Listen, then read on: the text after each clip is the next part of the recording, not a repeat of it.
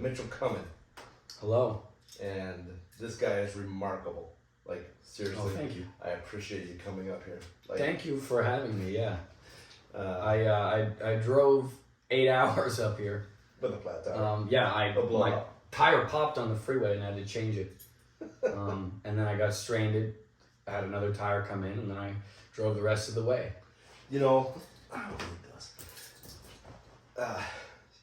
met you like a month ago? About a month ago. And I was just like amazingly impressed. Oh, thank you. I appreciate that. Your resume, with your acting career. Thank you. Started at 7? 8. 8? 8, yeah. Because of Jackie Chan? Yeah, that's true. I was a martial artist when I was 4. Okay. My parents they wanted to teach me how to defend myself. All right. So the stuff I gravitated towards was action and fighting. So naturally I gravitated toward Bruce Lee and Jackie Chan. And I was in my underwear watching a Jackie Chan movie, and I asked my mother, how do I meet Jackie Chan? And she said, I don't know, just become an actor. And she was brushing me off, and I went out and I auditioned for a TV show, and they put me on the role, so I was very fortunate. It was all downhill from there. Yeah. Literally, like you were in a video of you going down in your underwear. Yep. Horns. On horns. Well, what's funny is I didn't think that somebody from like me or from my hometown could ever be an actor. Yeah. I thought that was something that you had to be lucky enough to be born into. I was from a small town in Canada, so I went, this is something I don't get to do. And then when I learned I could use it as a career path, I took that option. A cold town. Yes, very cold. Yeah, very cold. Cold. I grew up in Idaho, so I'm used to the cold, but your kind of cold is a whole different level. It got to -40 at some points. Oh my God. Which is the same on both scales, Celsius and Fahrenheit. So when you go outside, that's when your tears freeze up. And your freezes on your teeth. Yep. And yeah, we had a few days like that, but nothing like a consistent level of that extreme temperature. So then you decide you want to be an actor, and you got a commercial role, right? No, I got a TV show. A TV show. Yeah. I bet you were the first one, like your first audition. Yep. And you nailed it. Yep. Which is interesting because I thought at the time, if I don't get this audition, I just won't be an actor, which is a ludicrous thing to think because most of the time you do 900, 1,000 auditions before you get one role. Get your one. So it was dumb of me to think that, but I got very, very lucky, very fortunate. And what TV show was that? It was called Less Than Kind. And is it a Canadian TV show? It was a Canadian TV show, yeah. Okay. And I played a paper boy delivering paper and catching somebody smoking drugs. And at 8 years old, my mother had to teach me what all that meant. So was it a recurring role? No, it was one. Well, it was. I guess I was in 2 episodes, I think. But that opened the door to lead me to other projects that were recurring. Okay, so I was reading your IMDb, IMDb, yeah. And you have acted in how many movies and how many TV series? Like, there's a bunch. Yeah, this is gonna sound so bad, but I've lost count. Not like I've done so many, but I've lost count because to me every experience is different. Every experience is unique, and so I don't see it as, oh, I've done this many things. I see it in the things that I've done. I'm proud of every single one of them. So I don't see it as numbers. I see it as, oh, I did this movie, this. Right. So I don't know the exact number of how many things. So you've done the ones that my wife and I have watched, which they're impressive. Like, oh, thank you. Horns is like a major feature film with Daniel Radcliffe, where you play his younger self. Yeah. And you gotta kiss Sabrina Carpenter. Who is now wildly famous. Yeah. Wildly famous. Yeah, but you gotta make out with her a little bit. Yeah, Sabrina Carpenter was actually my first kiss. And what was interesting was we were both, I think, 13 at the time. And from what I know, neither of us had done it before, and the director had a thick French accent. And when we're doing it, he goes, "Open your mouse," and I was like, "I don't know what that means." So when we did it, our lips touched, and we just went like that with our mouths, and both of us went. Was That doesn't feel right. That was off of, or that was while they were filming. Was that the actual one, the cut they used? No. I was gonna say. No, and we did it hundreds and hundreds of times. I say hundreds, that's hyperbole, but kind of hard. Yeah. Hard chop. But we couldn't figure out what he meant. And now this is an inside thing, because two things happened at the same time that led to the actual shot. One was the director said, "I can't figure out why they're not getting it. What was your guys' first kiss like?" And somebody said, "Well, I know I didn't have 100 people watching me." Right. And he went, "Good point." So he said, "Anyone that doesn't need to be here, get out." So everybody that had already done their job, the lighting guys, they already set up the light. He said, "Go for lunch. Go for lunch. We're gonna make this private now." And so the next shot we got was the right one. So everybody thought that was the reason we got the shot. The real reason we got the shot is while they were trying to figure out how to make us understand, Sabrina and I were talking and we went, "What does he mean by open your mouth? That makes no sense." And she said, "I think he means like make out, but without the tongue." Right. And we went, "Okay, let's try that." At the same time. So that was the real reason we ended up getting the right take, is because her and I, by ourselves, figured it out. Well, I say her and I. It was mainly her. Right. Figured it out, and we got the take, and they were like, it was 100 people. But her and I know. That was the reason. And we said. And then there's the scene where you take the dare. Yes, I go and down. And you have to go down the shopping cart. The ramp with the log flume. Yeah. In your underwear. Yeah. How was it being in your tighty whities going down? It was interesting. At 1,000 miles an hour. Because you can't put somebody on a harness if they're not wearing clothes. Right.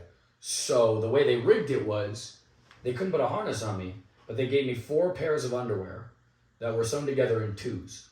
So I had 2 pairs of underwear that had a hidden harness inside, and I had a hook sticking out the side. And then I had 2 other pairs of underwear that I would put on top to conceal the harness, and they had a rope that was attached to the shopping cart. So if I fell, the shopping cart was coming with me. Okay. What they did to make it safe was they attached the shopping cart to the flume. To the flume. So if I fell over, I would just be hanging there on the shopping cart that was attached to the flume. By your underwear. So yeah. So it was safe because that shopping cart wasn't going anywhere. But it was scary for me because I went, "You mean I'm going to be dangling, I think, 40 feet in the air?" Right. So it was scary but exciting. And I did 98% of the stunt. And the water had to be freezing cold. Yeah, but the water was the fun part. Yeah. The water was the fun part. Getting trapped under the logs. Yeah, that was so much fun. I got scuba diving lessons for that. They had divers swimming all around outside of camera, so that if I ever was out of breath, I could just take it out, put the oxygen in, and put it back in. And you were how old? I was, I believe, 12 at that time. Okay. Fantastic job. Like, that's a good movie. Thank you. Dark, yeah. Wow. Like, yeah. I was surprised at how wildly dark it was. What's funny about that is how dark it was. The next thing Sabrina did was Disney. So she went from dark to not dark at all. And then here you are doing Hallmark Christmas That's fair. movies. So, That's fair. Now, I don't know if I just outed you, but I'm outing myself because my wife and I watch a lot of Hallmark Christmas Hallmark movies. makes some good stuff. You know, whenever we are like just overwhelmed and beaten up by the world, like it's just things just are not right. I don't care if it's August, July, June. Yeah. We watch Hallmark Christmas movies. We have a whole like video cabinet full of them with your movies in them included, and they bring us a level of calm and levity. I mean, they're cheesy, they're hokey, they're usually in a Christmas. But sometimes you need that. Yeah, they're fantastic. So you started with Elizabeth Berkley as her kid. Yep. She was interesting because doing my research, they said research her, but don't look up showgirls. Don't look up Showgirls. Right. And me at that age, I went, why? And they went, you'll get it eventually. So I didn't look up Showgirls. Right. I watched every episode of Saved by the Bell. Yeah. Met her, fell in love with her as a person. Yeah. She really was a mom, which I loved. She was, she took care of me. She just took care of me in every way. And I found out years later she has a kid now. And when I asked her about it, she said that whole experience on being a Hallmark, playing a mom, Right. made her want to be a mom. The funny thing is, my wife watched, and she watched that movie with me, and she'd never seen Showgirls. And so I was trying to explain to her, and she's like, there is no way. Right. There's well, no I thought the way. same thing. And then I looked it up, and I went, that's the same person. But however, A different she was view very, of the same She was person. very young. Yes. Very kind of, she was kind of in her wild. Well, I don't see how you can judge her now when we got people on OnlyFans as a career. I mean, this at least was cinema. Exactly. They're two completely different It things. was her breakout moment, like her shock and awe moment. It was part of film and television. Yeah. It was cinema. It wasn't OnlyFans. Yeah. It wasn't anything like that, which is accepted now. So Which I'm sure is quite tame compared to only. what she did was way Yeah. more tame than what's going on now. But yeah, that was a really good movie. Actually, we've watched it several times, and yeah, I mean, again, we watched a lot of Hallmark. Okay, WWE Right? Yeah. Studios, which I never knew was a thing until just recently, makes Christmas movies. Yeah. In Canada. Yeah. With wrestlers like throwing down and little elves beating up, other elves and like. It's like Lord of the Rings, but Lord not. of the Rings with elves and wrestlers. Yep. That was fantastic. So and now you kind of got this little niche with WWE. Yeah, they're great to work with. They Yeah. treat their actors phenomenally. Two completely different movies. One very dramatic cop show, Good hostage show. situation. Blew me away. The Great. ending I like that. is phenomenal. Mm-hmm. And now this movie was called Interrogation Yep. with Edge, who Adam Copeland is absolutely one of my favorite actors. I love Adam. That guy is calm power. Yep. He's extremely nice. Every time I was on set, do you need anything? Yeah. Can I get you anything? I'm like, dude, you're the star. Right? You don't have to be the PA. Yeah. The production assistant. He was awesome. And then again, working with The Miz was also awesome. Didn't have many scenes with him because I was his younger version. Right. But the times that I met him, he was awesome. But completely different movie. I mean, that's a goofy, silly Christmas movie Right. versus the dramatic WWE movie. However, so I've watched 3 movies with you where you play the younger main lead. So is that just, did they just typecast people like, okay, he's a really good younger version of the main lead? I never saw it as being typecast Okay. because I played a younger version of a wide variety of people. Uh-huh. I mean, I played a younger version of Daniel Radcliffe, and I played a younger version of Edge. I played a younger version of Luke Mitchell. Uh-huh. Luke Mitchell and Daniel Radcliffe look completely different. Right. One's blonde and Australian, the other one's dark-haired, short, and British, right? Right. Two completely different roles, too. One has superpowers. The other one kisses a famous singer. Right. The other one, yeah. Two completely. So I never saw it as typecasting. This is your niche. I saw it as we have all these different roles, and you can play younger versions well. That's how I took it, anyways. You absolutely did a fantastic. Like every one of them, you did a good younger version. The one with Edge, where you were on the streets. Mm-hmm. You were very angry, and you played it well. Like you had that. You literally had the sense of despair, grit. Like I'm, gonna do whatever it takes. Yeah. To get to this, ultimate goal of being successful. Yeah. And you absolutely killed it. And then the Horns younger version, you actually had quite a major role in that. Yeah. Like it was More than I multiple expected. scenes, yeah. I remember first arriving, because Sabrina and I were the only ones from out of town. Okay. So they put us up in the same hotel. The first day I arrived at that hotel, the director wanted me to meet Daniel. Okay. And so I had blonde hair, blue eyes. Daniel walks in, no blonde hair, no blue eyes. And he comes over and he goes, "It is uncanny how much you look like me." And I look at him going, "Really?" But you do. But I do. That's the thing, is I didn't see it until I had the hair. Yeah. And then I went, "Wow." Yeah. And it was to the point where on set I had my birthday, and there were 6 kids. Each one of the 6 kids got me something different that made me look like Harry Potter. Right. And so I have a picture of me wearing these round glasses and an owl that Sabrina got me for my birthday. And then I think it was Lane. Somebody drew on a lightning bolt on my forehead. Right. And I have the picture there. And I'm going, I look like Harry Potter. Yeah. Yeah, you killed it. Fun fact, he's staying in the Harry Potter room. Yeah. Yeah, it's all... I actually asked him a lot of questions about Harry Potter, and he was very open. I always say Daniel's the most down-to-earth person I've ever met. Literally and figuratively, because he's 5'5", so he really is down-to-earth. Yeah. He's that short? Yeah. But he's got tall guy energy for sure. He came in on a Saturday on his day off.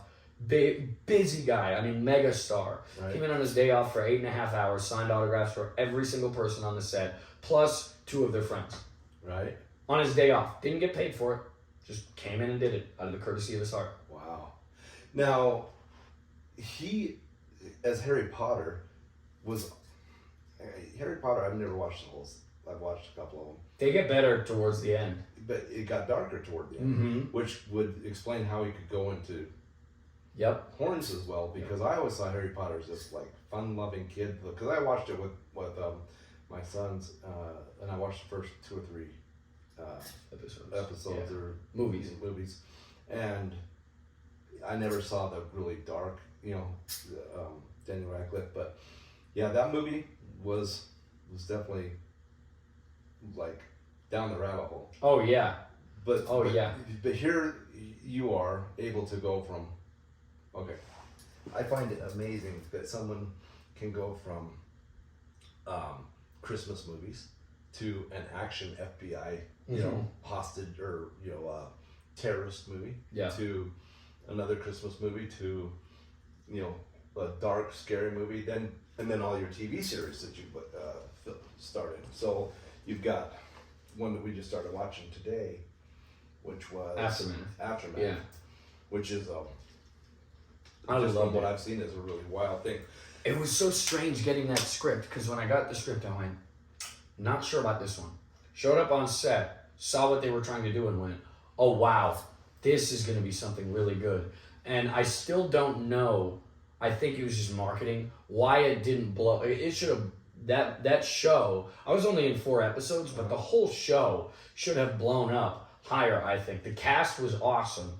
The special effects they did, the way they edited it all together, I thought was amazing. I watched the whole series even after I was done. How many seasons do they have? I think they have 1. Just the 1? I think so. Man. 1 or 2. So that's one thing I hate about Hollywood. We watched a TV series the other day, my wife and I, Ascension. Have you ever seen it? Oh, no, I haven't. I've heard of it, yeah. It's a fantastic film, but they only made 1 season, and then you are like hanging because you're like, where's the rest of it? And so we started looking it up, and they canceled it. And I don't understand why they do that, but here you are, Hollywood, living the life at such a young age. Yeah. But the thing that drew me to you is how grounded you are. Oh, thank you. How absolutely you did not let Hollywood literally get into your head and turn you into a Hollywood monster. And I was very fortunate because after Horns and going to the premiere and seeing the big deal that it was, it started to go to my head, but I got very lucky that I went to an acting teacher that I very much respected who wouldn't let me get away with that. He ingrained it in me. He's like, if you're gonna be arrogant, I'm not gonna let you in this class. Right. And so I had to make a choice of what's more important to me, my ego or the respect that I have for this person. And I respected them so much that I said, I'm gonna work so hard to make sure that this ego doesn't get in the way. And there were times where it still got in the way, but he never kicked me out because he went, I see that you're trying to work on it. Right. I see that you don't understand when you're making something about you that isn't about you. So young, yet having this, how and with your peers, you told me the story about your peers for your birthday, got to roast you. Oh yeah, Like I like to do that for my birthday. You literally allowed yourself to be roasted over your. And some of them, films. there was one that I'll never forget. I had a bunch of friends over for volleyball, and I was seeing this girl at the time, and the relationship was very rocky. And one of my friends actually had moved to Utah. Okay. From Los Angeles, but I wanted him to be there because he was a comedian, and everybody had roasted me, and they were really nice about it. I called him, and he roasted our relationship with me and her to our faces, and he felt so bad, and I went, this is the funniest thing, and humbled us. And I got in the car with her afterwards, and I said, I'm sorry, but also you knew that was going to happen. This is true. But also you knew that was going to happen. There's no You lies. agreed to come to this. You knew that they were going to bring something like this up because we said it wasn't off limits. And she understood. She was really cool about it. And obviously, you parted ways. Yeah, we parted ways, but she was really cool about it. And you have somebody in your life right now? No, I don't. I mean, I have my puppy. She's my whole world, but no, I'm currently not in a relationship. I'm focusing on me. Ladies. Hit me up. Ladies. Yeah. Yeah? Yeah. So, okay, so you got this career, like you're living right now on, like, when I went to meet you, Yeah. you're living on the walking I know, stars. yeah. Like, that's like, you're living in the middle of the madness that is Hollywood, yet you have your well-spoken. Well, I imagine there's probably a lot of them that are well-spoken. However, you're not closed-minded. I would say you listen to everybody's viewpoint, you measure it, and then you make the decision that's true to yourself. You do not let other people in Hollywood dictate how you should feel. Well, yeah, I am a big believer in opinions because I think everybody should have an opinion. But what ends up happening now is people state their opinion as fact, which leads to misinformation. So they will say, this is true. And I go, is it? And they go, well, that's because I think this. And I go, okay, you're allowed to think that. Yeah. But make crystal clear that that's your opinion. I can say, I don't like Leo DiCaprio, right? I can say, I don't think he's a good actor. Right. But if I say, he's not a good actor, and I go, he's not a good actor? No. One of those is phrased as an opinion. The other one is phrased as a fact. Right. He's not a good actor. Well, that can't be true. He's cast in every movie. He's got some of the highest grossing movies. He's universally considered to be a great actor. But if you said, I don't think he's a good actor, I don't like him, now that's your opinion. And you are absolutely entitled to that opinion. And I will give you that. Yeah. I've always been of the belief that when the words we say matter, for the most part. I mean, obviously, if you're doing stand-up and you say something, you're obviously kidding. But when you're having a serious conversation, what you say matters, and semantics matter. The little things I think versus it is. Right. That matters. If you say, I don't think that your shoes are black, you'd be like, okay, you can think that all you want, but the fact is that they're black. But if I say those shoes aren't black, well, now I'm just wrong. Right. If I say I don't think those shoes are black, I'm still wrong, but I'm entitled to think whatever I want to think. Right. Yeah, I would say they're black. And They're definitely black. They're fantastic. These are Mark Nason boots. You ever heard of Mark Nason? I used to actually have a pair of really nice blue Mark Nasons, and then my dog, I guess, thought it was a cookie and destroyed it. Anyway, I love these boots. They're my favorite. But let's go to your stand-up. Yeah. Because you talked about stand-up. Yeah. He's a stand-up phenomenon. Thank you. I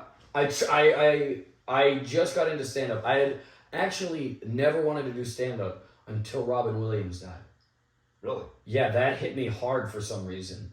I think I went back to my childhood and didn't even process how influential Robin Williams was to me as a person, to me as a child, until he passed. But that was one of the hardest deaths of my life for some reason. I felt like I had a connection to him on screen, even though I didn't know the guy. And to honor him, I wanted to learn to do stand-up. And I said, when I become an adult, I'm going to learn to do stand-up. And then I got way too scared and didn't do it. The tragedy of him is no one knew how absolutely this much despair he lived in. Like, he got up on stage. He had some dark humor, but you still didn't ever, like, it was one of the most surprising things that ever came out of a stand-up comedian for suicide. Like, he was so happy. He was so energetic. Yeah. But looking behind the scenes, I've heard a lot of people that said, he would go back, he would do his stand-up, and then he would go back in his room or his quarters or whatever, and it wasn't the same person. Like, how they didn't pick up on that. I knew a lot of people that knew him, and he came to my hometown, Winnipeg, to shoot a movie. And what he did was, there were a bunch of kids that wanted to meet him and see him, but he was in the middle of filming. So obviously they were like, yeah, you can't come on set. So he stopped production and said hi to every single kid that came to see him and took a picture with every single one. And I think it took like 3 or 4 hours. But he said, I'm not going to keep going until I can say hi to these people. He was just that much of a class act. But we're seeing that today with a lot of young men and just men in general who get to that level of depression.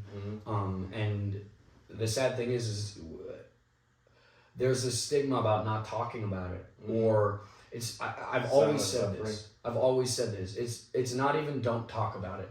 Everyone when they talk about suicide, they say we need to talk about it, and that's not the issue, because people will come out and say, men will come out and say, hey, I'm depressed. Right. Hey, I'm suicidal. The problem is no one listens. Right. So I take issue when people say we need to talk about suicide more. No, we need to listen. Well, men are expected to be stoic. Which stoicism is a good thing in a man. However, men are not expected to be able to show the emotions. You have to clamp down on them. You have to be so strong that you can't be vulnerable. Yeah. And being vulnerable is what's going to save your life in a lot of respects, which is kind of your mission right now. Yeah. Your mission statement is to help boys and men who refuse to be men. Yeah. Grow into be manly men. Yeah. To embrace their masculinity, to embrace who they are, and not feel like they have to be something that they're being molded. Men are being molded into fembots. Yeah. And your mission statement is to kind of help guide men back into the manly trajectory, correct? Yeah. I mean, for me, I feel like men are being told you have to be this way. Mm-hmm. And the way that you've been being for a while is not okay. It's toxic. Yeah, it's toxic. It's toxic masculinity, but that's been ingrained in us. That's primal in men, is to be masculine, is to stand up for what you believe in, is to know how to defend, know how to hunt, know how to physically have control of yourself. And that's an aspect that I think is not talked about a lot. I think as a man, you need to have control of everything, your emotions. Because if you get too angry, you could really hurt somebody. Yeah.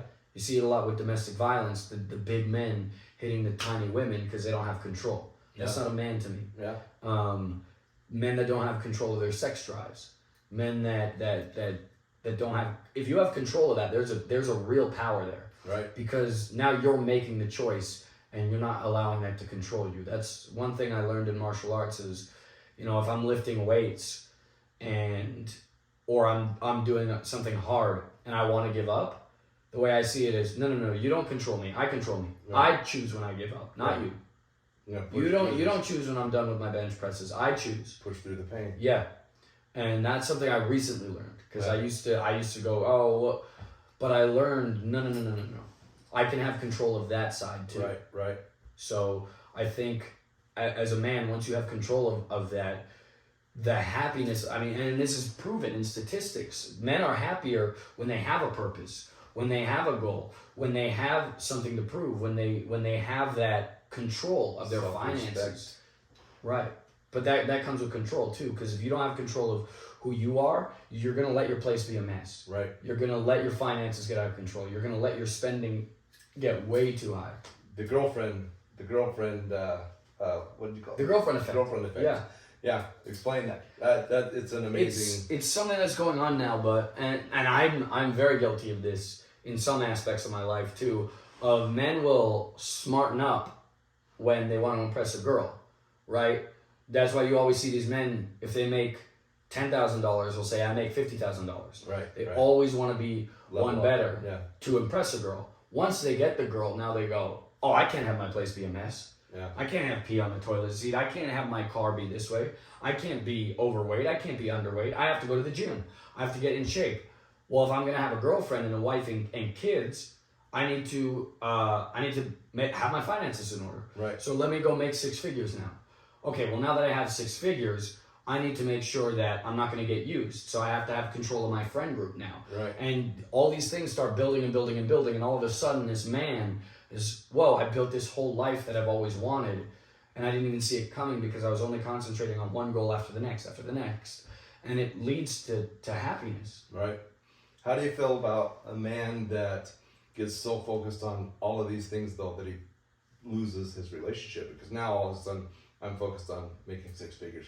I'm focused on the house. I'm focused on the car. I'm focused on all of these things. So at this point now I'm so busy being the best man I can be that I've forgotten the woman that made me that man. I think where a lot of men fall short is in the communication. So if I get into a relationship and I say, "I like you a lot, I find you very attractive, but you need to know that I'm going to dedicate time to you, but I'm also going to dedicate time to my career." There's going to be times where I'm spending more time on me than I am on you, building me, building a foundation for what we could be. And you have to be okay with that. If you're not okay with that, I can't be in a relationship with you. It has nothing to do with you. If a woman told me that, if she said, "Hey, I love you and I respect you and I want to pursue a relationship," it has nothing to do with you, but I also have dreams and aspirations that I want to chase, I would go right ahead. Right. Because you've communicated that to me. Yeah. And I would communicate that, listen, I want to make the 6 figures. I'm going to go chase that. So there are going to be nights where I'm not with you all the time because of that. I want to be in the gym. I'm going to be in the gym every day. I'm going to be focusing. There's times where I'm going to spend 8 hours editing. Maybe you want to go see a movie and I say, no, it has nothing to do with me not liking you and everything to do with this is where I'm at right now. You know, and it also goes into the fact that if I'm not doing these things, taking these steps, you're going to live a mediocre life. You're not going to have the house. You're not going to have the nice things that I provide you. You're not going to have the time that you have with the children because you're too busy working your career. Because I'm out here, and she may be a career-oriented woman, but you know, she may not want to be. She may want to be home with the kids, and I've got to be able to do these steps in order to make it so that you can live the life that you want to live as well. Well, I think men take pleasure in providing. I know I do. Yeah. I take pleasure in somebody else being happy, especially my significant other, in anything I do. Whether that's being happy that, okay, we have food, we have shelter, I'm glad you're happy. Whether that's let's take a lavish vacation because I worked my butt off to get this money, I like spending it on you. Right. That's the thing, is everyone thinks, oh, it's a power trip. Yeah. Men want to have power over a woman. No. I want you to be as happy as possible. And the way I see it is, you would be more happy with the most lavish vacation in the most lavish travel area than some other place. I mean, yeah, you could be happy both, but why wouldn't I want to give you the best experience you could have in a relationship? Well, you know, my wife and I have a similar experience. My wife was a nurse, and she is a nurse, but she's retired. But she fell and broke her hip and femur like 5 years ago. And at that point, I'm like, you do not need to, like, this is it. Just go into retirement. I will take care of the expenses. I will take care of, and it took a lot out of me, because at that point, I'm making up for 2 incomes. I'm making up for her being able to stay home with the grandkids and be living the life that she wanted to. Yeah. But she didn't have that worry anymore. She didn't have that worry of getting up, going to work. She didn't have to worry about cranky doctors, cranky patients. She was free to be herself. I had to take that responsibility on myself in order to, take on that extra, which meant more time away from home, more, more hours worked. However, now she was able to have that freedom. Yeah. To live her life as she wants. Nothing makes me happier than to see her not stressed out about going to work. And again, if she wanted to, and that was in her head to do it, so be it. Do it, yeah. But if it frees her up to be the woman she wants to be, I'm all about it. Well, and I'm willing to take on that. That's the thing is, I know, if I had the choice, if someone said to me, and this is just me, if they said, you can either work your butt off and get no sleep, or I can pay for everything and you relax, I'm picking relaxing. I don't want to work. I don't want to do these things. But the reason as a man I choose to is because I want you to experience that. Exactly. I want to be able to, if you want, you stay home and relax, and I come home and I go, you know what, let's go on vacation. Right. And we go on the most lavish vacation, and I see this smile on your face. I see you glowing and being happy. To me, I go, all that work was worth it. Yeah. Everything, this house we have together, this whatever it is, this life that we've built, this career that you now have because you're happy and you're able to focus on that. For example, let's say she wanted to start her own business. If I'm out making 6 figures and she wants to start her own business from home, well, now she can stay home and start her business. And if it fails, it doesn't matter because I'm making other income. Yeah. So she can stay home and work on her business, sell stuff online if she wants, and let's say that business blows up. Yeah. Awesome. I'm so happy you achieved your career. But if it doesn't, you chased your dreams and you didn't have to suffer for it. Yeah. Funny thing, we just started a candle business, and so we bought the candle business 2 months ago. Nice. And these are good candles. We actually have. We're selling scented candles. I got one on the desk right there. Nice. I love scented candles. We'll send you home with one. Yes. But that's something that we have always wanted to do. Yeah. I'm able to leave her home to deal with all of that because she's constantly, I think we just ordered like 300 cents, but and those are cents that she's going to mix and match, and I'm like, it's all yours, baby. Yeah. You can snip all that, you put it together, make us some money, I'll be happy. Then we can retire. Right. But it's something that really brings her joy. She's home alone. She's able to spend that time, get up in the morning when she wants, go out and create the candles she wants, make the good scents. But it's been a lifelong dream of hers to have her own e-commerce business that she can kind of just stay at home, work at her own pace, also make it a family business for the kids that they want to get involved, grow it to the point where, kids, grandkids, family members can kind of join in and build it up to a little empire. So. Well, yeah, and that's the thing that I always say too, to argue the other side is, well, what if you have a woman who, let's say she wants to be a famous musician, or she wants to be a famous actress. Let's say she goes, yeah, that's great that you're providing, but I want to go on tour around America. I would go, you go on tour. I'm still going to chase my dreams and make us 6 figures. I have no problem with that. As long as we communicate and you're happy, that's the biggest thing for me.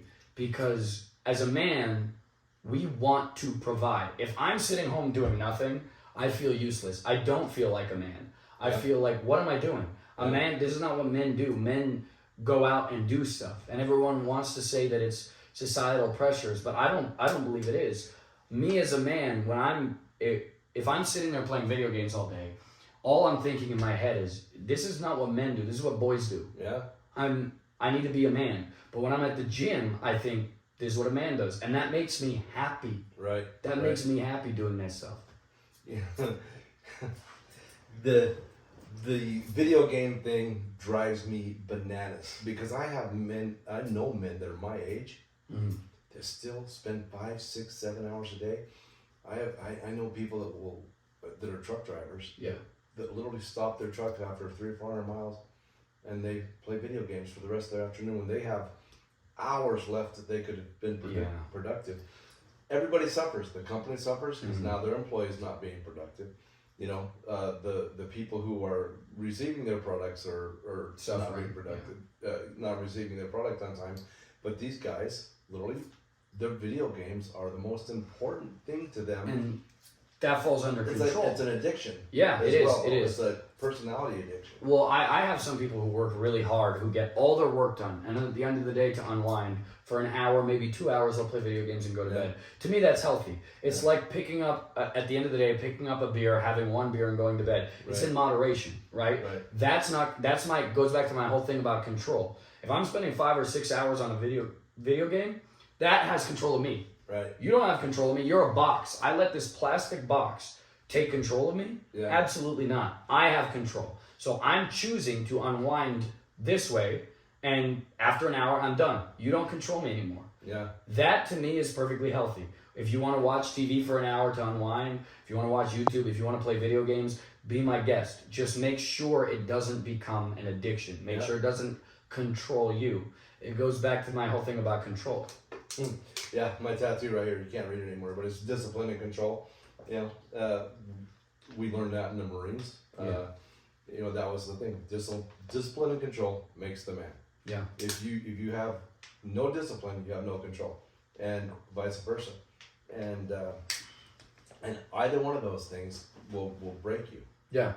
So. Well, I want to make sure my words don't get misconstrued. When I say control, I'm not talking about other people. I'm talking about you need to have absolute control of yourself, the things that you feel. Because if you know how to fight and you are very fit and you get angry, you have the power to really, really hurt somebody. Yeah.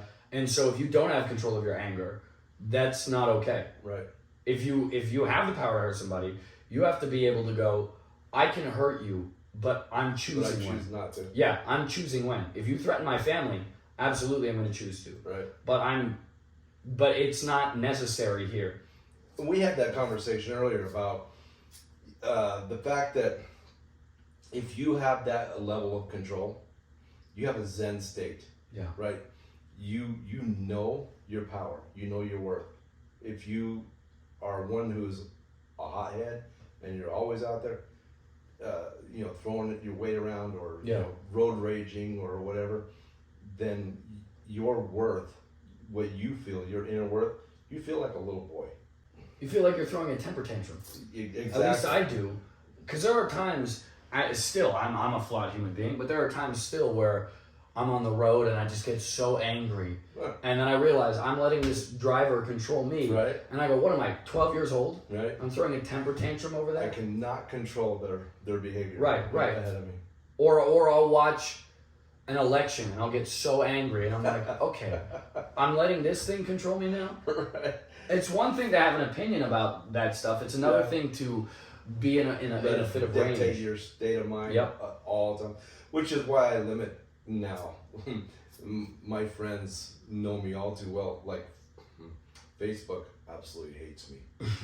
Because years ago, I was constantly throwing out my opinion. Not my opinion. I was throwing out my opinion, but as fact, like we were talking about. This is the way it is. This is the way, you know, and I let my emotions rage on me to the point where I was constantly getting suspensions. Yeah. I've reined that in, but I've reined that in mainly for my own peace of mind. My opinions haven't changed. Fair enough. Yeah. Who I believe in, the direction I believe we should go on things hasn't changed. What has changed is how I cope. If I don't cope well, the repercussions are I'm going to be blocked, banned, and maybe even permanently banned. But, you know, I'm not going to have a platform. Right. And so I can sit there and shout into the void, into the echo chamber of hate that, you know, is constantly ruling my emotions. Yeah. Or I can rein it in, and I can be measured in my responses, which is a really hard thing for me. Yeah. So when I'm on a page or talking to somebody that literally has the opposite emotions that I have or ideas that I have. All I want to do is convince them I'm right. I fall into that got same to trap. sit there and tell them, you're wrong, I'm right, and this is why. But the problem is, and it's taken me a while to realize it, is they have the exact same emotion. Yeah. I'm wrong, they're right. Yeah. They have their reasons for feeling that way. They were raised a certain way, the left brain, right brain, whatever, but us sitting there screaming and yelling at each other has gotten us nowhere. Other than my blood pressure's high, their blood pressure's high, and I might end up, antagonizing the wrong person that eventually, Well, it's funny that you said It's echo detrimental. chamber of hate, because I feel like a lot of people's opinions on society now come from a place of hatred, or less hatred and more being fed up, which is great. I'm glad people are fed up and they're standing up for what they believe in. But what I try to do is always come from a place of love. So even if I say, for example, when people say, "Oh, not being fit is healthy," right? and if I say that's a delusional thing to think, right? I'm not saying it out of hatred. I'm saying it out of love, because I want you to be healthy. I don't want you to rot away. Right. I don't want you to rot away.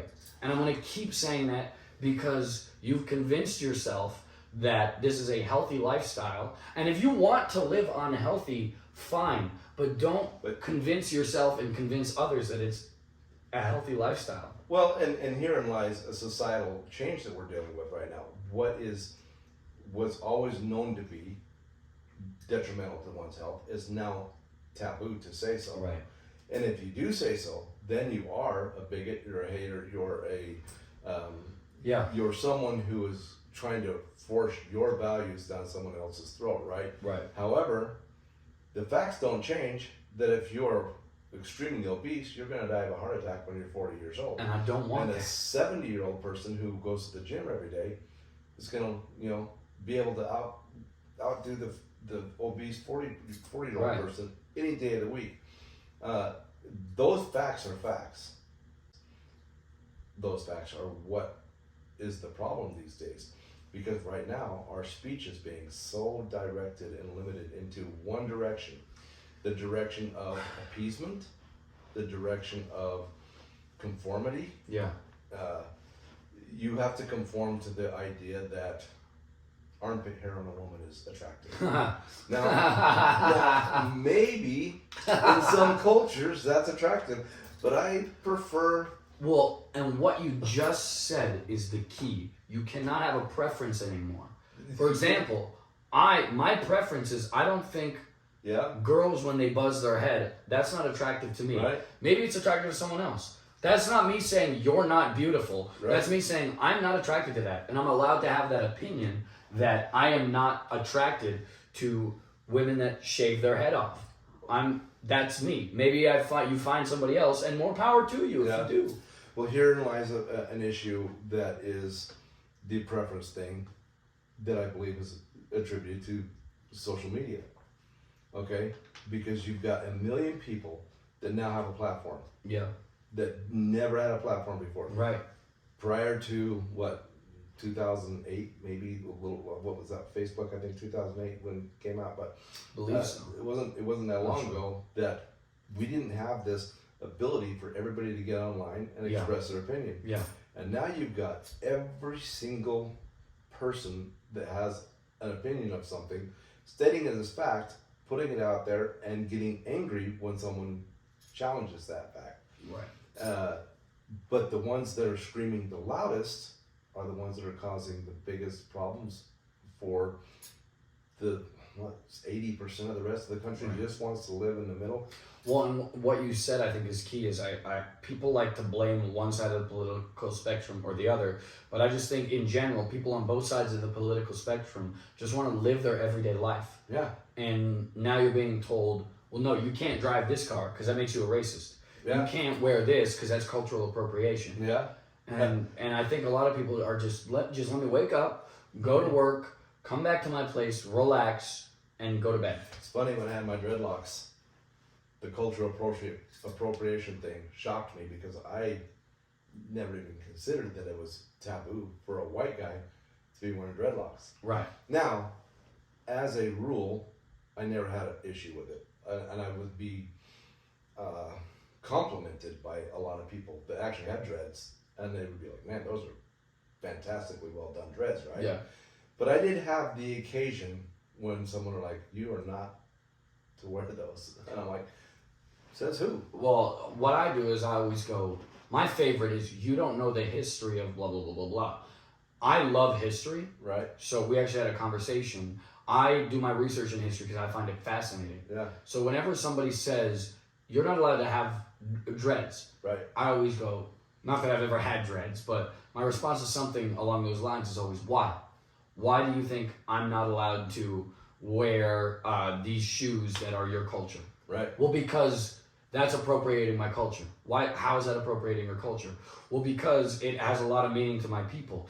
I know. I love the way your people live. That's the point. Exactly. That's why we have different. I'm a huge fan of your people and the way you live, and I want to celebrate it. Yeah. For example, both of my brothers are Native American. Yeah. So they have tan skin. They don't look anything like me. Yeah. Every year they go and they do their Native American traditions. And they do powwows. They're Sioux. So they have their own traditions as Sioux. But that has always fascinated me, how Native Americans live. Right. And I've adopted some of their beliefs. Right. And people used to tell me, oh, you can't do that. That's cultural appropriation. And I would go, both of my brothers are Native. I learned this from my brother's culture. Right. I celebrate that culture. And if I, for example, decide I want to sing one of their songs or play the drum, that's not me saying, hey, your culture's mine now. Yeah. I can do it better. Yeah. That's me going, this is beautiful. Yeah. I love this. I would love to be a part of this and learn more about this. To me, that's actually the opposite of racist, because the history is fighting.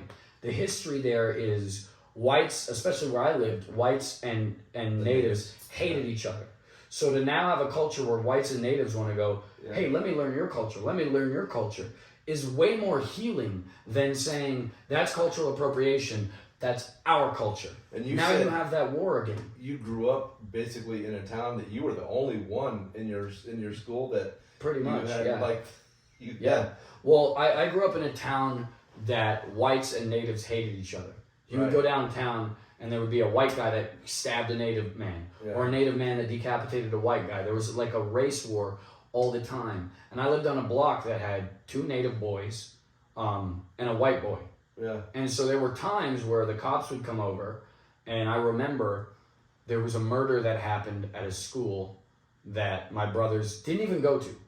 But it happened maybe 5 miles from our house. Right. And the cops came and questioned my brothers. And my dad said, why are you questioning my kids? And they said, well, we think your kids committed the murder. And my dad said, why? And they said, well, somebody threw the murder weapon over the fence into your yard, so we just want to investigate. And my dad said, really? You're telling me somebody committed a murder 5 miles away, ran in the opposite direction to throw it into our house, instead of all these other houses that would have been better, decided to throw it into our house, and you can't find them? Yeah. What about the fingerprints? Well, they were likely wearing gloves. Why would a kid who went to that school wear gloves and then decide to throw it in our... So there was always these arguments about, well, we don't know that your kids did it, but they probably did. Yeah. And my dad would go, this makes no sense. Well, in a lot of ways, we've come a long way from that in our culture now. However, we've also... It's funny because I think that the race relations are better than most people like to believe, or what the media wants us to believe. Well, not even...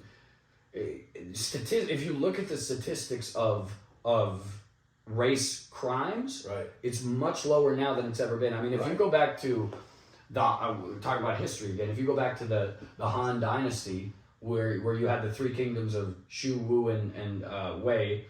Now, so you could argue that was a very fantasized part of history. So I'll go back to the Mongolians, Genghis Khan and his brothers.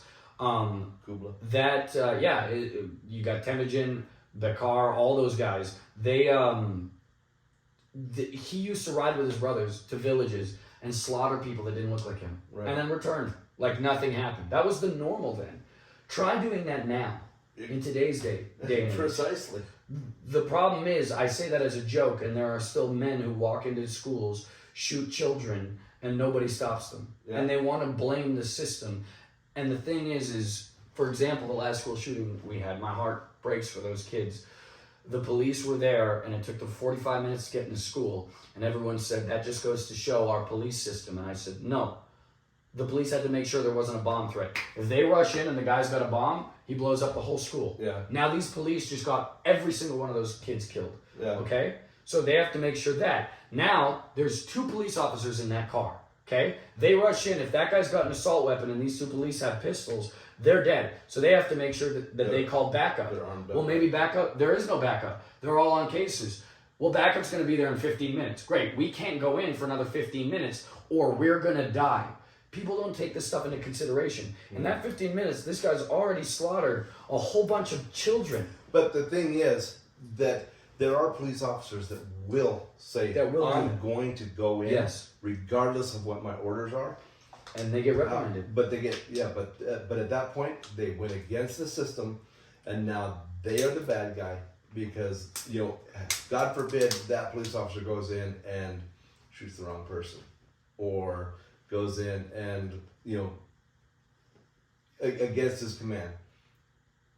He's toast. His career's done. Well, and that's the thing is, he let's say he does rush in and he says, you know what? Screw the system. I'm rushing in to save these kids. And that guy does have a bomb and he blows up the whole school. People want to blame the system. Well, if it takes them 15 minutes to get into school, change the way things work. Yeah. No. We've had this police system for years that works because they have to take every single thing into consideration that our brains don't. Even I'm sure there's still things that I left out that I don't even think about because they have to think about every single option. What is the safest option? Yeah. I can't go in by myself without backup or I might die. Not only that, I might get these kids killed because the second this guy sees a cop, he might just start pulling out another one and shooting everybody. It's funny, when I got out of the Marines, I went and took the police exam. And there's a part of the test in the civil service exam for the officers is where they give you a picture of a bank robbery scenario. Yeah. You've got, I think, 10 seconds. And that's a long time. In police. Yeah. You get, I think, 10 seconds to pick out every scenario. The clerk under the desk, the guy with the phone, the cop, the security guard, and you've got to be able to get, I think, 70% of it, which is a low bar still, of the accurate picture. Now, put that in a real life scenario with actual firearms, with actual bad guys, with actual hostages, and think of the choices that has to be made on a spur of the moment in order to save people's lives. Well, not only that, there also might be a situation. This is where I think it's so difficult to be a police officer because there might be a situation where no matter what, somebody dies. Yeah. So you have to make maybe it's a hostage situation and you know for a fact that whatever decision you make, one of these hostages is dying. Yeah. Now you have to make what is the best decision in this scenario. One of you is dying and this cop now has to live with that, but has to make that decision. Yeah. What's the decision? It could be a number of scenarios, but imagine having to live with that. Imagine as a cop being called to a place where even a mass shooting situation where you're sitting there for 15 minutes knowing that this monster is in there killing kids in a school and you know why these rules are in place for the system is for the kids to be safe and for you to be safe. But every part of you wants to run in there because you know if I run in there, what if he blows up that bomb? If I run in there, what if he kills all the kids? Yeah. If I run in there, what if this? And so all these scenarios are happening in real time. And I think people don't take any of this stuff into consideration. They just say, well, this is the obvious choice. Hyperbole plays a lot into everything because everybody wants to just scream out their opinion. Okay. Which I'm fine with. However, no one wants to actually break it down. There you go. No one wants to break it down. They want to just sit there and say, the cops needed to do, and you know, even news does it, which is, you can't watch a newscast anymore without having 12 different changes during a crisis situation. I was watching, or I was listening to the news the other day when there was the shooter in Virginia. Was it Virginia? Maryland. A school shooting in Maryland. It was a college shooting, and there was like a pageant going on. It was like a homecoming pageant type thing, and or not like a homecoming. Anyway, it was one of the pageants, and I was listening to the news, and there was like 12 different events, 10 dead, 3 dead, 20 wounded. You know, people barely wounded. Everything's in flux at that moment, right? Yet you've got the armchair quarterbacks out there saying, you know, this, and this, and no one can get everybody's so fast to try to get the story out, they're not getting the facts out. It's funny you say that because they did the same thing with the Titanic submersible. There was that whole time where they said, we heard knocking. They were knocking there. Did you know that every single person that the heads of the news knew that wasn't knocking, that was the implosion. They were all dead. But every single news source said there's hope.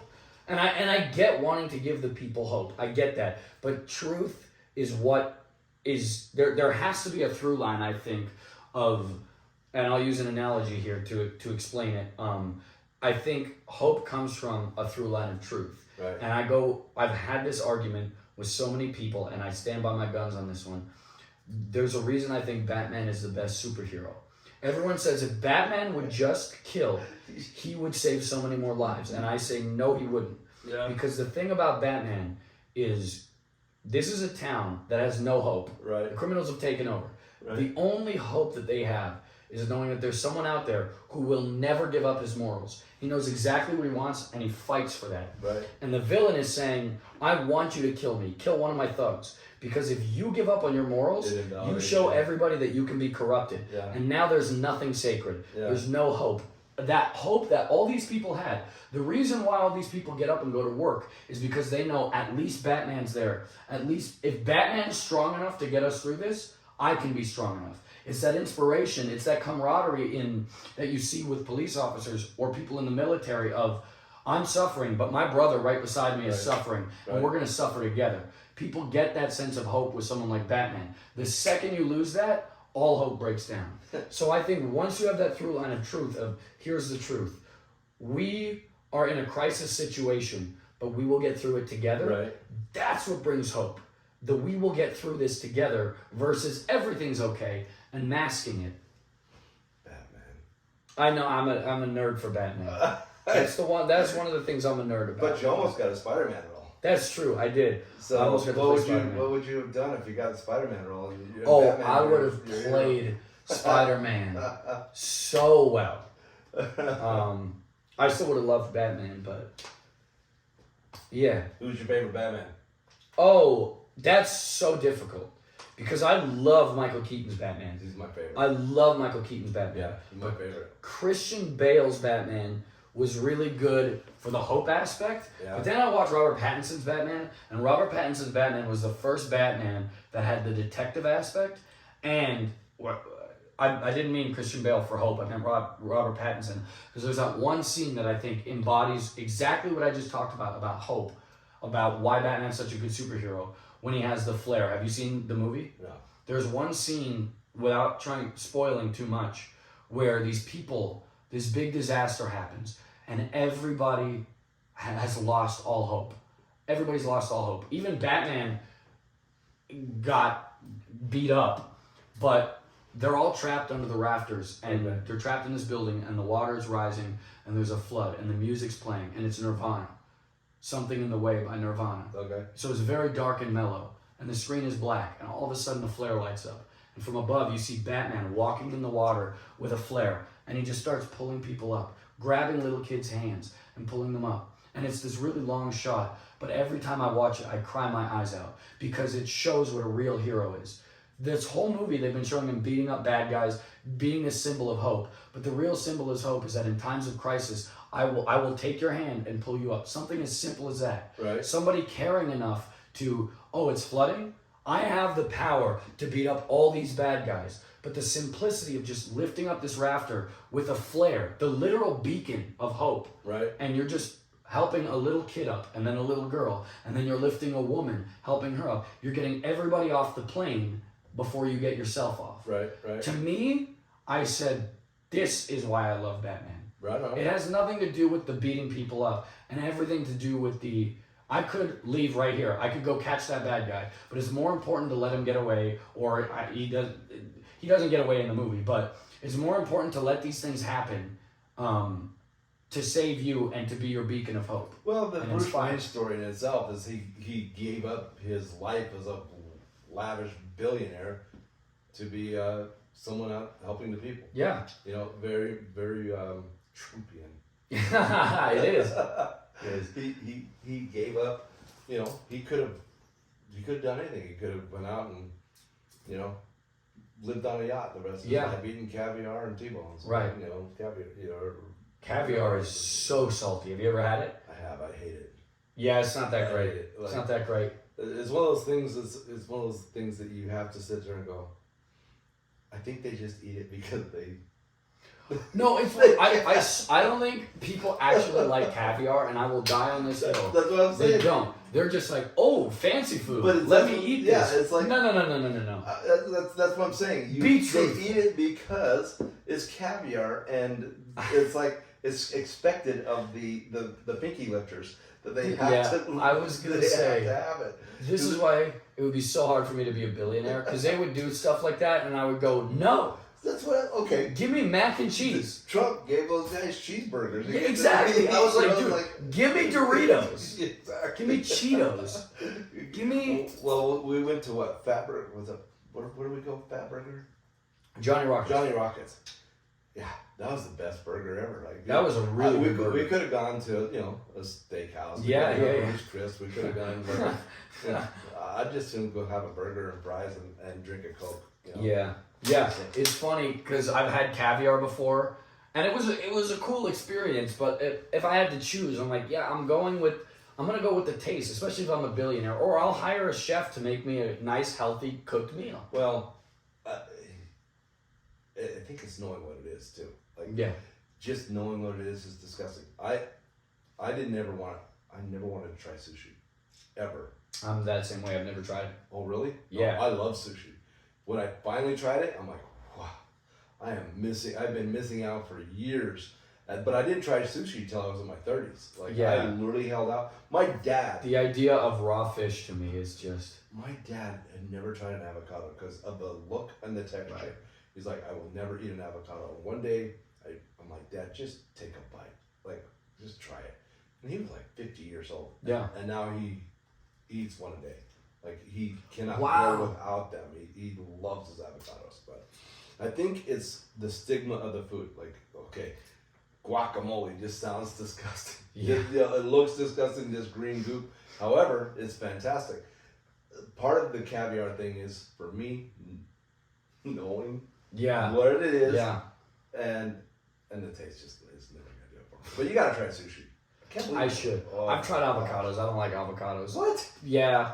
I don't know what it is. I don't think I like the taste. I live in LA, so everyone there is allergic to everything except avocado. Gluten-free avocado. I'm like, dude, you work out, you're jacked, and dairy's the thing that makes you weak?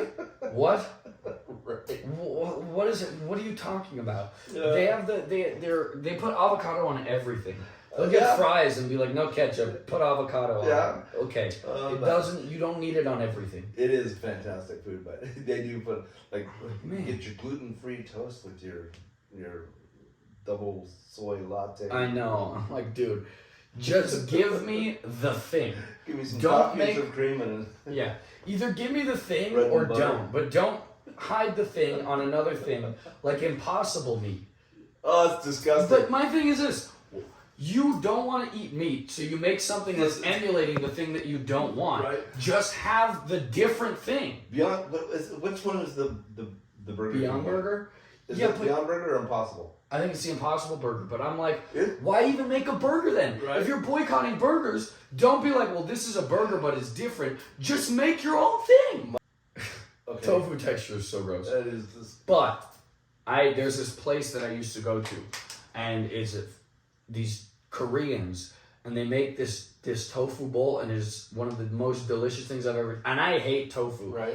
but whatever they put on it, I think it's, again, we go back to culture. I think because they are first generation Koreans, Right. their food, there's just some secret in it that I tasted it and I'm like, this is magic in my mouth. How did you make something that I find so disgusting so good? And it's because they didn't try to hide it. They weren't like, hey, have these tofu fries. Yeah. They just went, hey, this is tofu, so you're getting what you're getting. And they made it good. When I was in the Philippines, they have balut. You ever heard of balut? Oh yeah, balut. Yeah. The chicken. oh. And it's actually not bad. It just tastes like chicken soup.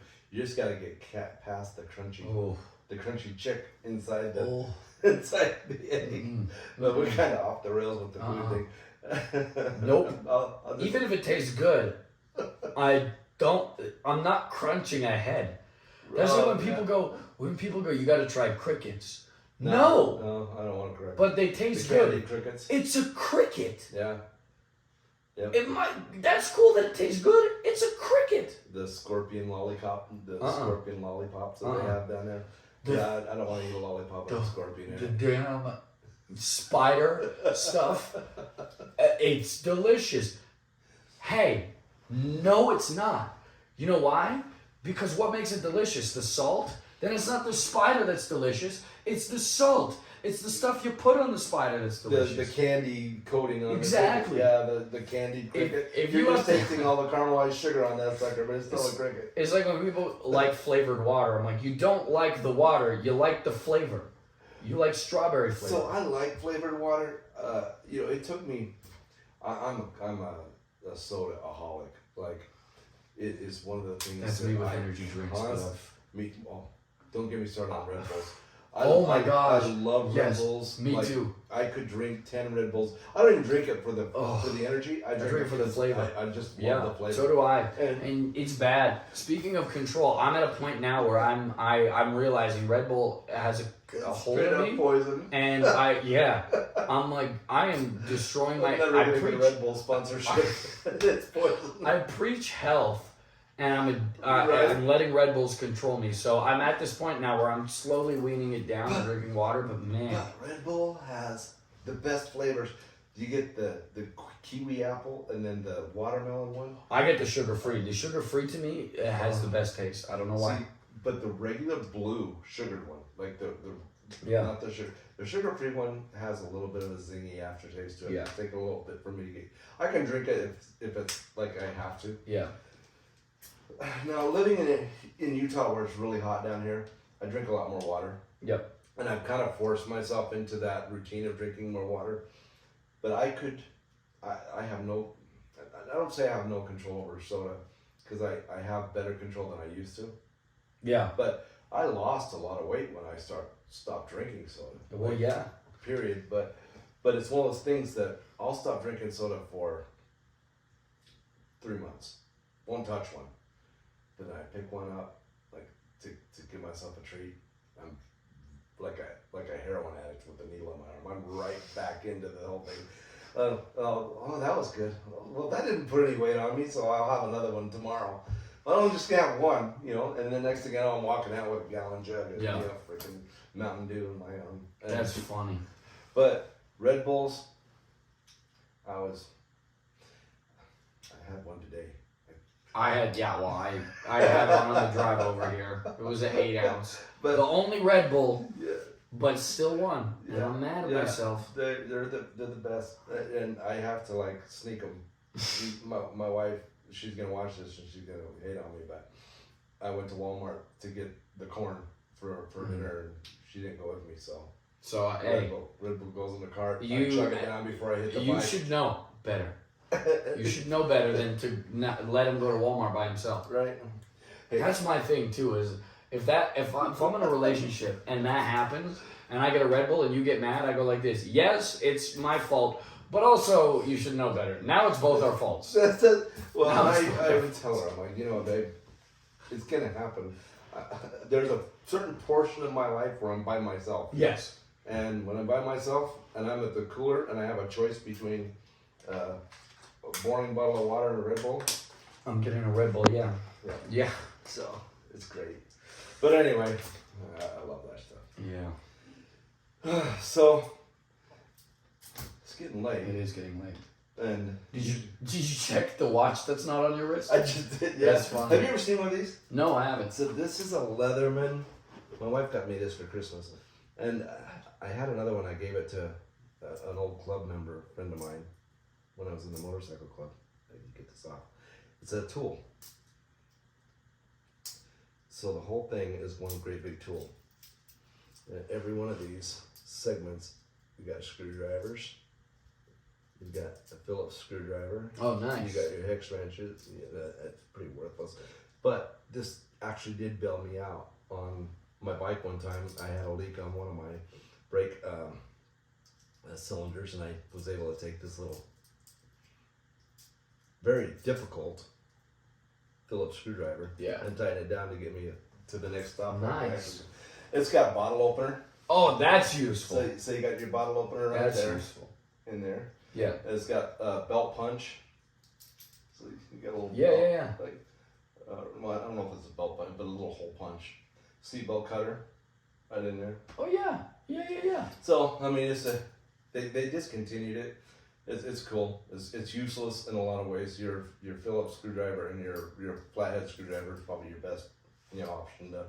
The wrenches aren't any great, but Well, you get into a car accident, you're going to be lucky you had the seatbelt thing. right. You're going to be glad you had it. Yeah, so it's kind of cool, but yeah, I normally have a watch on that arm, but I like expensive watches. I like big chunky. I got a whole bunch of Invictus. I got a couple Nixons, so I'm constantly having a watch on my arm, and I never look at my watch. I just like the way they look. Yeah. I have my cell phone for my clock. So whenever I check my clock, or my the time, it's usually my cell phone. But anyway, That's fun. man, let's call it. Let's do it. This guy is amazing, Thank you. and thank you for coming up. Thank you for having me. Seriously, you drove up 300 miles with a blue attire, and a lot of dedication and commitment. Yeah. Well, I'm glad to be here. Yeah, I'm actually honored to know you. Like, Thank seriously. you. I appreciate and for one thing, you gotta follow you on Instagram, Instagram, TikTok, YouTube. So plug your Instagram. Mitchell Kummen. On this, it'll be on the screen. It's just my name, Mitchell Kummen with 2 M's. My TikTok is Mitchell_Kummen, and then my YouTube is just my name, Mitchell Kummen. He's got an amazing channel. He's got watch his movies. Like, literally, he's got some really cool stuff. And he's acted with some of the best. So we are like waiting for you to get like the blockbuster, like I hope so. That would be nice. You've got the skill set. So that would be nice. Get the block now that the writers thing is done. Well, I think the SAG strike is still going on, but the writer's strike is done. Okay. Yeah. So yeah. And does that put you back to work? Not yet. Not until the SAG strike is done. Okay. Well, when the SAG strike's done, look for him on the big screen because he's going to be out there. Also, let's pay these writers. I mean, these. Do you know about the things AI, that have been happening? Well, not just AI that. for him? The AI, obviously, but the biggest thing for me about the writers' strike was the writers' circles that they were doing. They would basically, these companies would hire writers for a week and then fire all of the writers and then hire new writers. Whereas before, you could, when you were hired as a writer, you'd be on for a whole season. Right. So the pay that you would get, let's say they said, you're going to get $2,000 an episode or whatever. Right. Well, that's great, because if I know we're doing 24 episodes in a season, that's awesome. I'm making $48,000 on that one season. That's great. But if they say you're getting $2,000 an episode, and then they fire you after the first episode, now you've only made $2,000. And so they were doing that. They were just cycling through writers like that. So who was this the studios that were doing this? Yep. No wonder a lot of their stuff sucks because they had no consistency in a lot of the. That's why. So yeah, shout out to the writers and most of the actors on the actors strike. There's some actors that are demanding things like being paid for every hour. Right. It's on Netflix, which is no. No. Right. Some actors are demanding to be paid for taped auditions. No. But pretty much everything else I agree with. So let's get these. I support the actors and the writers.